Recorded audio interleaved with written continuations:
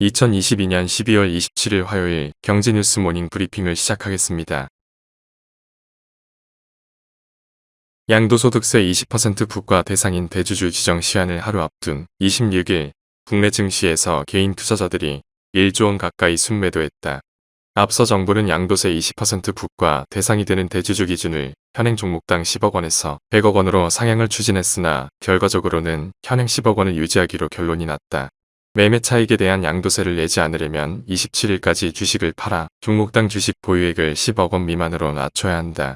양도세 기준일이 29일이었던 작년에도 12월 21일부터 28일까지 개인 투자자는 8조 5,070억 원을 순매도했다. 다음 뉴스 26일 FN가이드와 증권가에 따르면 배터리 3사의 올해 실적은 지난해보다 큰 폭의 성장이 예상된다. 추정 영업이익 기준 LG에너지솔루션은 1조 4,758억 원, 삼성 SDI는 1조 9,289억 원을 기록한 것으로 보인다. 1년 전보다 92%, 81%씩 개선된 성적표다. 두둑이 쌓인 일감이 내년도 실적에 대한 기대감도 높이고 있다. 국내 전기차 배터리 전문 조사기관인 SNE 리서치는 지난 9월 기준 700조 원 수준이던 3사의 수주 잔고가 내년이면 1,000조 원을 돌파할 것으로 관측했다. 이 물량이 모두 소화되는 시점은 2030년으로 예상된다. 7에서 8년 이후에 일감까지 쟁여뒀단 얘기다. 다음 뉴스 정부가 유럽연합 탄소국경조정제도에 대응하기 위해 관계부처 태스크포스를 가동하고 수출 타격이 예상되는 철강산업의 생산구조 전환을 추진한다. 탄소중립 설비 구축 투자 자금인 녹색금융 규모는 9조 원 이상으로 늘어난다. 추경호 부총리는 향후 이후 이행법령이 구체화되는 과정에서 우리 입장이 반영될 수 있도록 지속 협의하는 한편 국내적으로는 영향이 큰 분야를 중심으로 적극 대응하겠다며 특히 대이후 수출량이 많은 철강 업종과 투입재 탄소 배출이 많은 알루미늄 업종 그리고 대응 역량이 약한 중소수출기업 등에 대한 역량 강화를 지원해 나가겠다고 말했다. 다음 뉴스 파이낸셜 타임스는 중국의 제로 코로나 포기로 인한 감염 확산이 아이폰 부품 생산업체나 조립업체의 노동력 부족 현상을 야기할 수 있다고 현지 시간 25일 보도했다. 이미 애플은 지난 10월 중국 내 코로나19 유행으로 홍역을 치렀다.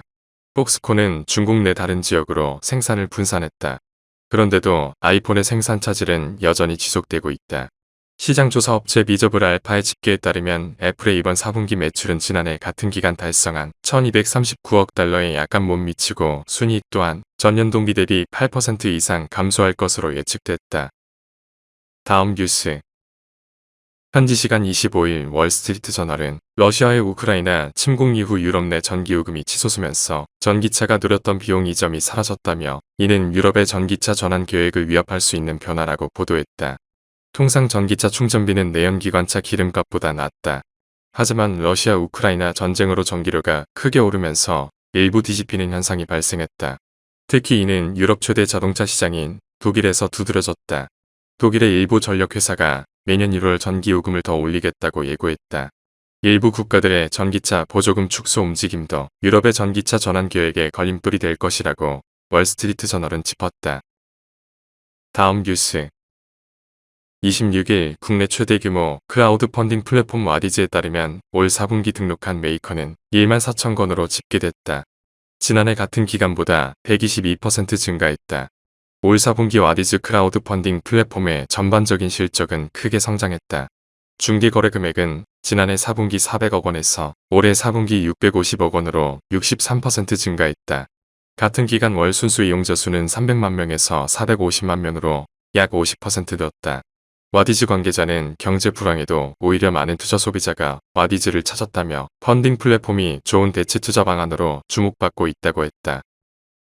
다음 뉴스 자신을 위해 장난감을 사는 키덜트족이 미국과 일본 등 전 세계의 장난감 시장 성장세를 주도하고 있다.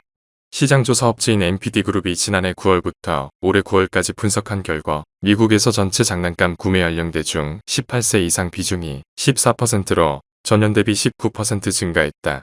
니혼게이자이 신문은 26일 일본 장난감협회를 인용해 올해 일본 내 장난감 판매액이 전년 대비 9% 증가해 사상 최대를 기록할 것으로 예상했다. 서서히 늘어나던 키덜트가 급증한 계기는 팬데믹이다. 마에다 미치리로 일본 장난감협회 회장은 재택근무가 정착되면서 취미나 오락을 즐기는 시간이 늘어 장난감의 매력을 재발견한 것으로 보인다고 분석했다. 다음 뉴스. 하나은행이 고시한 12월 26일 오후 8시 2분 원달러 환율은 1277원입니다. 시청해주셔서 감사합니다. 더 좋은 영상을 위해 구독, 좋아요 부탁드립니다.